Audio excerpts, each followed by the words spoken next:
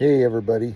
My friend Matt Staubbaum, who pastors a great church down in Florida, just texted me and he said, "Hey, if you were preaching on Father's Day, what would you preach about?"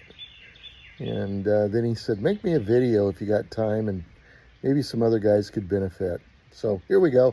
Don't know. You may already have your message done, but if you need some ideas, here's some thoughts. All right. Um, so I've got my, let's see if you can see it. I've got my iPad right here. So I'm just kind of holding it. That's my setup today. Anyway, you might talk about encouragement because a lot of dads feel guilty. They know we're not getting this right. And idea, maybe a theme like what God thinks when he sees a dad.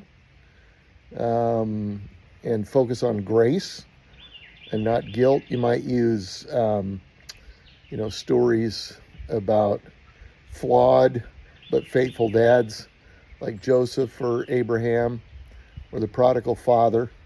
One time I was looking for perfect families to do a series on. They don't exist in the Bible. But just encouragement. Maybe focus on legacy. The power of a father's voice. That would be good. Talk about what dads say and what they don't say and how that really shapes generations. You can talk from Proverbs or James, 3 when it talks about the power of the tongue, or Jesus' baptism is a great one where God says, "This is my son in whom I love, whom I'm well pleased," and what impact that had in him. You talk about God as a father. There are a lot of guys that have father wounds, that they didn't have a father they could trust, or their father did the best they could, but their best was wounding to them. And so you could do that and show how God fills in the gaps of an earthly father. Psalm 68:5, he's a father to the fatherless. Of course, you can always call men to lead, stand in the gap. Ezekiel 22:30 or Joshua 24:15.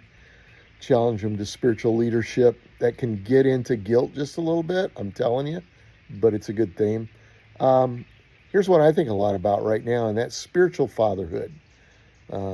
Becoming a father to others. There are some guys that they'll never be fathers, or maybe the actual hands-on fathering part has kind of passed by. But they can be spiritual fathers. 1 Corinthians 4 and verse 15. And so in a message like that, you celebrate mentors or coaches or leaders who all shape other people's lives. So anyway, there's 5 ideas on directions you could go for Father's Day.